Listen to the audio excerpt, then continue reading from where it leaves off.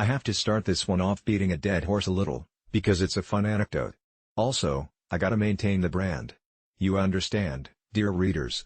I recently represented the site at a Square Enix event, getting preview gameplay time with the new Final Fantasy XIV expansion, and interview time with Yoshi P himself.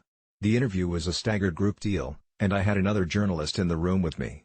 He asked Yoshi if Square Enix had plans to release the Final Fantasy XIV soundtrack on any other medium, because at the time Square Enix was only releasing music on weird, expensive Blu-ray sets. The answer he got was as diplomatic as one might expect, but Yoshi also hinted Square had issues with working with third-party distributors, aka sharing revenue with Amazon, Apple, etc. I'm burying the lead a little here, I admit, but that story fits into the news here pretty well. That's because today, Square Enix unceremoniously dropped a metric-ass ton of official Final Fantasy albums on Spotify and Apple Music. It's kind of a pain to access the music, because as you can see in my screenshot, many of the albums are attributed to the dreaded various artists. That means searching for the official stuff means wading through covers and tribute albums that have been around much longer.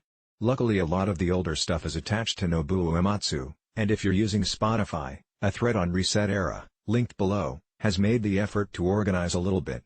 Personally, I had luck with the Final Fantasy soundtrack keywords, but there's still some sifting involved there.